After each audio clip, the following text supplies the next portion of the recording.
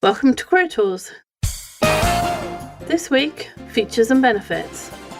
The questions this cast answers are: what are features and benefits? Why are features and benefits important outside of sales?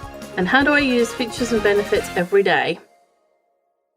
If your knowledge of DISC, high D's, I's, S's, and C's, the perfectionists, the Attila the Huns, the marketers, the team players, if that has helped you become more effective at work, you'll want to seriously consider coming to our Effective Communications Conference.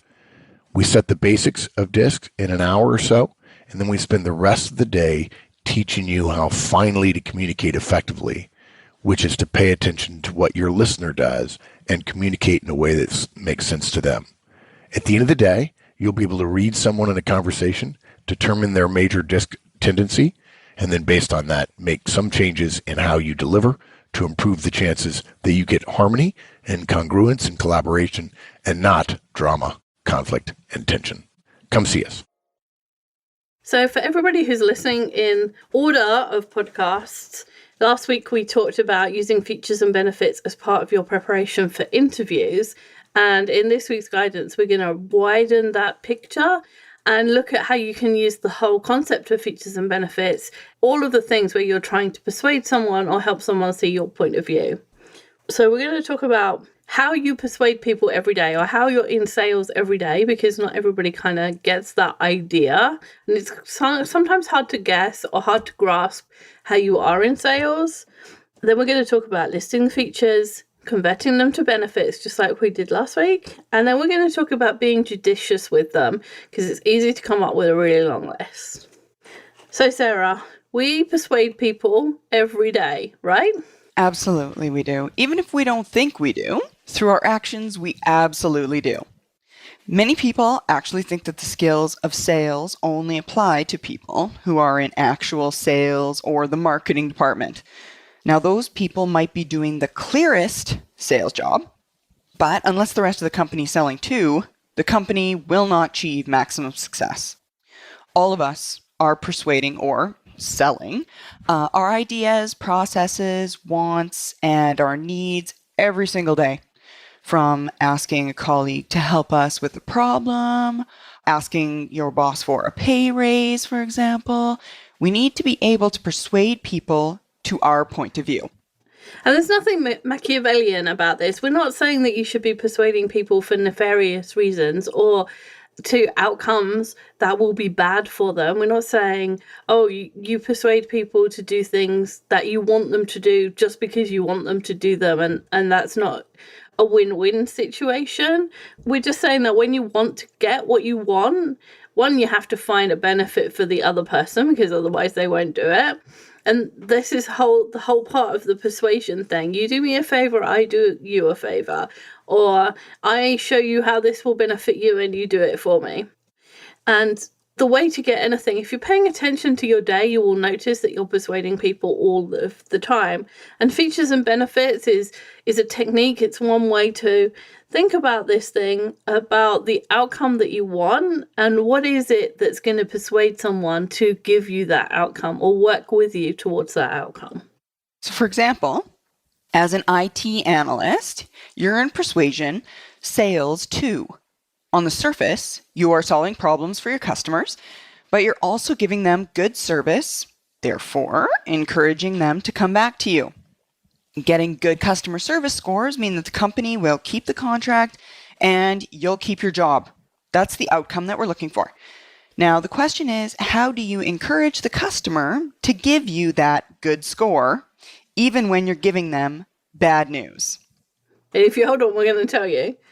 Anytime you're trying to get your idea used or a change in process or even deciding where to have lunch, you're selling people. So it's important that we understand some of those skills that are thought of as sales specific, but can be used everywhere.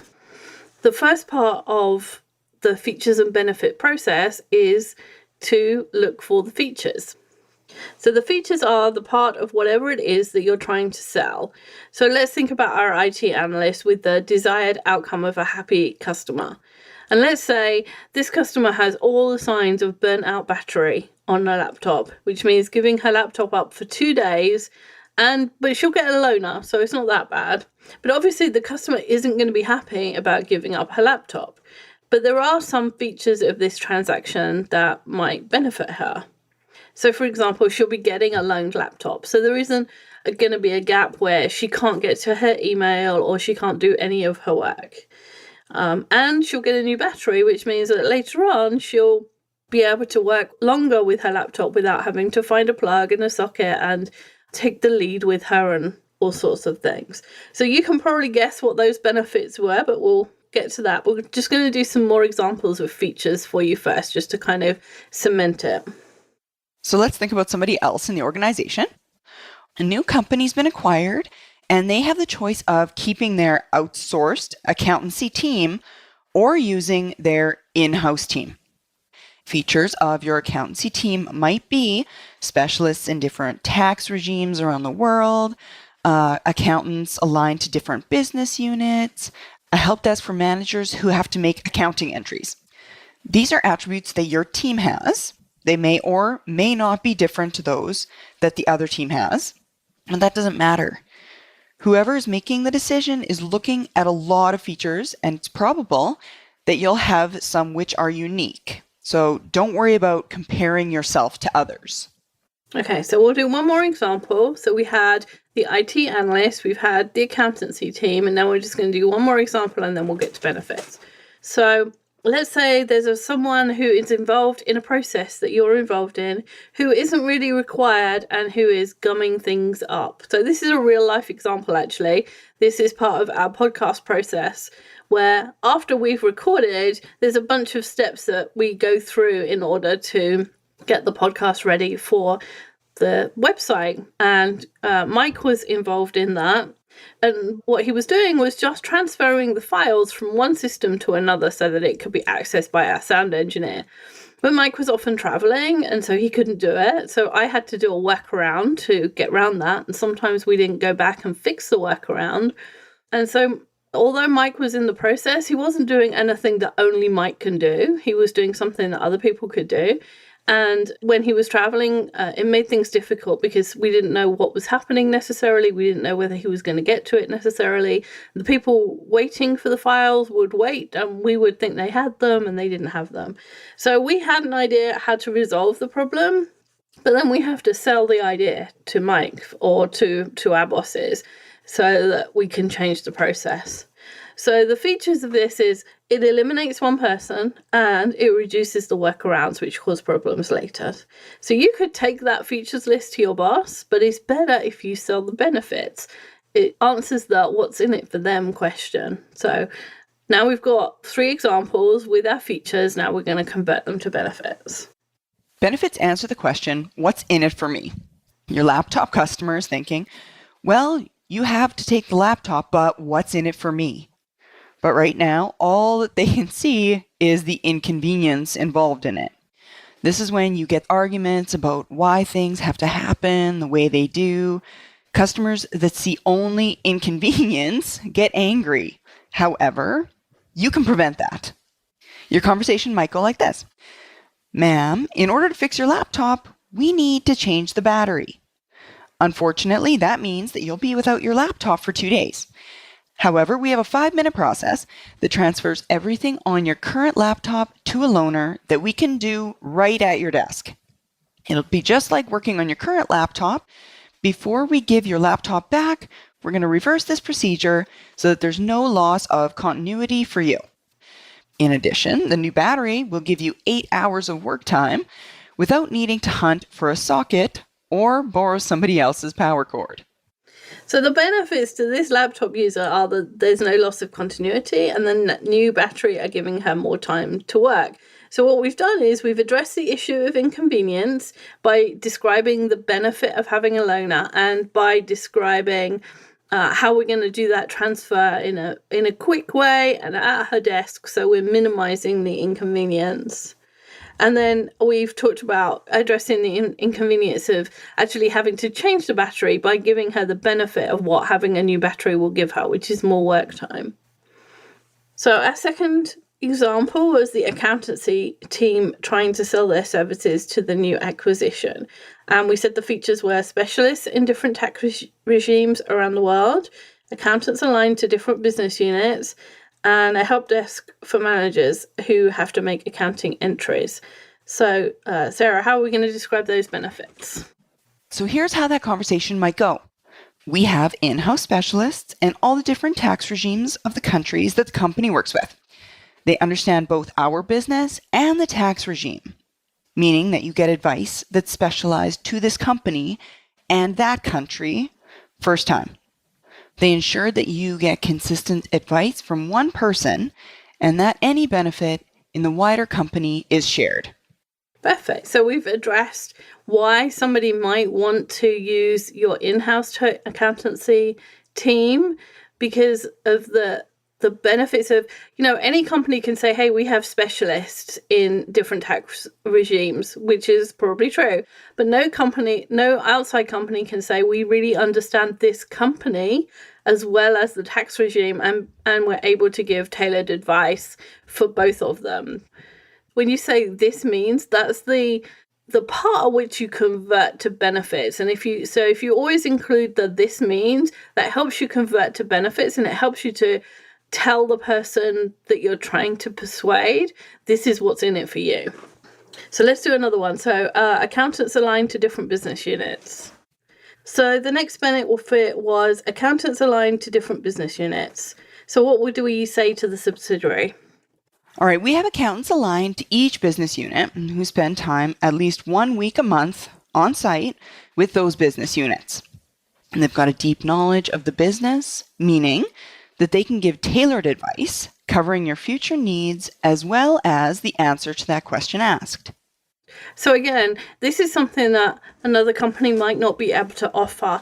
Not only do you have accountants aligned to each business unit, but they actually go spend time there. They sit at the desks in that business unit for a week every month. And that is where they get the really deep knowledge that another company won't have.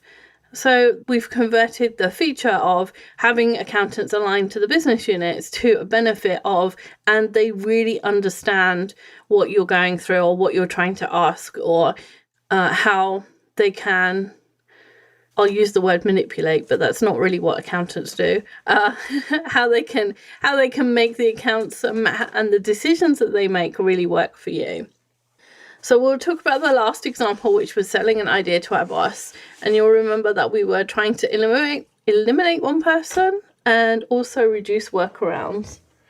So we might say to our boss, using this new process, we can eliminate Mike, reducing the process by at least 1 day. And since Mike is often traveling, the length of the process can be shortened by an additional 2 to 4 days, meaning we get our podcast up sooner. And let's say that it wasn't our company that we were talking about. Let's say that was about getting our product out to customers. And the complaint that we heard most often from customers was that we weren't timely. Then we could add that into our reason. Say, since most of our complaints about timeliness, reducing that by using this new process will really benefit the customers and reduce the amount of complaints we get. And sometimes people don't care so much about the complaints from the customers, in that customers always complain, but the volume can be overwhelming. And so if you can reduce the number of complaints, that'll make people happy. And we also wanted to address the workaround. So let's say we're in a different company again. So 50% of the time when George is absent, we use a workaround, which means that the data is not entered in the correct place. And we don't always pick that up before it goes back to accounting, and that causes a 3-week delay in customer payment. So eliminating George from the process will eliminate the workaround and mean we're paid 3 weeks earlier on average. Again, we use that meaning that phrase to help us convert the feature into a benefit. And the benefit is the thing that really means something to the person that you're persuading. Any person, whether you're persuading the usefulness of your service or even which pub to go to for lunch, is motivated by the what's in it for me. An app may have all sorts of bells and whistles, but you won't buy it unless the most of them are beneficial to you.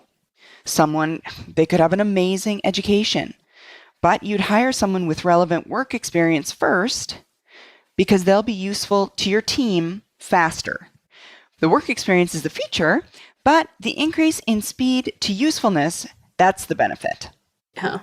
And the more you think about these terms, the more opportunities you'll see to use the techniques, and your persuasion powers, as it were, become more and more useful, more and more powerful, and you get more and more people to agree to what you want.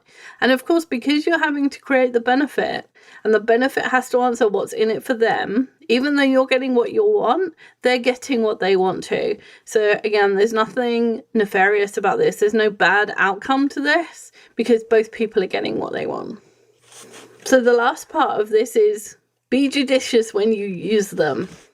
Listing the features and benefits of an item, service, idea can leave you with a really long list. The features of a Honda Civic on their website have to be divided into exterior, interior, engineering, audio, connectivity, and Honda sensing, because there are so many. One list would be overwhelming. I happened to write this when I was looking to see if I wanted to buy a new Honda Civic, having had a Honda Civic, and that's why I happened to be writing this at the same time, and then I saw the list and I was like, wow, what a long list. And they really do have to divide it up, because otherwise the list would be completely overwhelming, and nobody could follow the features and benefits of so many things. So they have to divide it up into different sections. So if you're really interested in the interior, which I am, because that's where I'm going to be, then I can just look at the short list, which is about the things that I care about. So that's one way of dividing up a long list, if you have one. And making it helpful to that customer. Wendy, Yes. You said you're interested in the interior. I am interested in the exterior. That's what I really like about a car. As far as engineering is concerned, it's not that I don't care, but even if I read that list, I would have zero idea what any of it meant.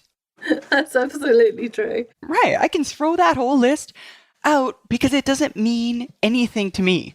Yeah, and the audio list, all I care is, does it have Bluetooth, and can I play podcasts through my phone? Or at least can I play podcasts on my list? So I can look at the audio list. There's maybe only 10 items, find the one that I care about and just say, okay, check that off. It just makes it so much easier. Mm-hmm. And because Honda doesn't know what features are important to each and every person, they have to make those different lists. Yeah. Now, you as an individual, if you know that person and you're listing the features and benefits, you can almost gear your list to what you know they would be interested in. It's a rare person that likes to be sold to. It's a rare person who wants to hear the entire list of features and benefits, or even the list of benefits. If there's something about, if somebody's trying to persuade you to an idea and they give you 10 reasons why you should like that idea, it's a bit, the lady just protests too much, there's a bit too, okay, so if you're telling me this many good things, like you're really trying to persuade me, and so I am now suspicious that this might actually be a bad outcome for me. So you don't want to overwhelm people with a huge list. So if you are preparing for a persuasive conversation, you do want to brainstorm the features and think of as many as possible, because the longer the list you have, the more you can tailor it to that person, the more likely you are to hit on the one thing that means something to the person that you're trying to persuade. But when you're constructing the benefits, you just want to hit the big ones, maybe 1, 2, 3, probably 3 at a maximum, and leave the rest for specific questions. So for example, if we were back with the lady with the laptop, we've told her, hey, we're going to make it easy for you to transfer the data. We're going to work with you at your desk. You're not going to lose any continuity, and the battery is going to help you work longer. Now, if she perhaps then asks a question about a specific program or a specific thing that maybe she has found that the computer is slow as well as having a bad battery, and she asks, hey, can you do something about the slowness at the same time? And you had that on your list as, hey, we can pick up any problems while we have the laptop and we'll fix them so that you're not inconvenienced again. You might not tell her that up front because it's not one of the big important things. It's not one of the things you can guess ahead of time that she might be interested in. But now you know that she's asked that question. Now you can give her the benefit of, yes, that's one of the things we do. We'll run diagnostics and we'll make sure that when we give you your computer back, it's running at the best possible level. So you can save some of that ammunition for later. When you get asked questions, you'll have the data that you need in order to answer it. What happens, though, if they don't ask questions? How do you know which ones are going to have the most impact for that person if they don't ask you about those items? Yeah, if you're not able to speak to them ahead of time, for example. You're going to ask questions, if not of the customer, then of yourself. So which elements do you think are the most important to them? Cost, effectiveness, time. This directs you to using the most effective benefits for that individual. So if you're perhaps putting this service up for the first time of having this laptop repair thing where you give a loaner and you're trying to think of the features and benefits, but you haven't done it yet, you can just put yourself in the customer's place and think, what would be the most annoying thing about having to do this? And then you can work on the features and benefits. And then as you continue the service and you begin to find out what the majority of customers ask you about, what the majority want, or what the majority find the benefit of the service, then you can start to tailor that list more easily. So even if you can't ask the customer, and Honda doesn't go around asking everybody, what do you want to see? They just put up the list. But they can tailor that list in some senses, because when I go to the website again, they already know that I was interested in the interior list. So maybe they'll move that to the top of the website when I look again. So this isn't necessarily a one-time thing. Sometimes, if you just want to go to the pub that you want to go to for lunch, then yeah, that's a one-time thing. Or that you might want to remember what it was about it that you said that your friend agreed with you to go to the same pub. Hey, this one's really quick, so we can be back and nobody will moan at us for being late for lunch. Or, oh, this one has your favourite sandwich. Right. But other ones that are ongoing, that you can refine them as you go along. Right. And even if you don't want to take them at a later date to that same pub, at least you'll know the benefits from the last one. So, just like the last one, this one cooks food rather quickly, and it will help us get out of there on time and make our way back. Yeah. Yeah, see, I'm coming from England. I'm very focused on which pub we're going to for lunch. It's a tradition, Fridays. And any other day you're celebrating, or just because it's Wednesday. It's all about the pub. So understanding how to convert features into benefits is a really useful skill that you'll use more often than you think. And the more you focus on it, the more you notice times that you can use it.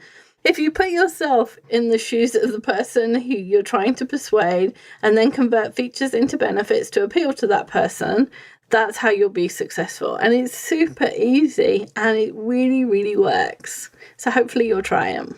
And think of it like features and benefits, not like selling.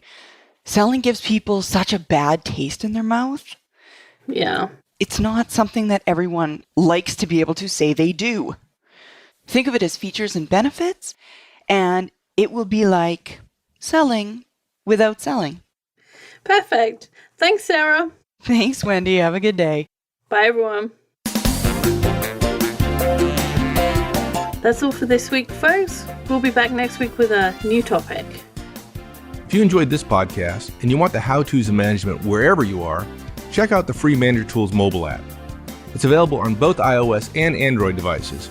Go to the Apple Store or the Google Play Store and download the Manager Tools app. Just search for Manager Tools in the respective store, or go to the Manager Tools website, www.manager-tools.com, and you'll find the links on the bottom of the homepage. Once you've installed the Manager Tools app, you'll have access to all the Manager Tools and Career Tools shows anytime, anywhere you want. With easy searching of podcasts by category, using the map of the universe, or using built-in search functions, it couldn't be easier. Additionally, if you're Manager Tools personal licensee, you'll have easy access to all the show notes right from the app whenever you want. Go to the App Store and download the Manager Tools mobile app. You'll be happy you did.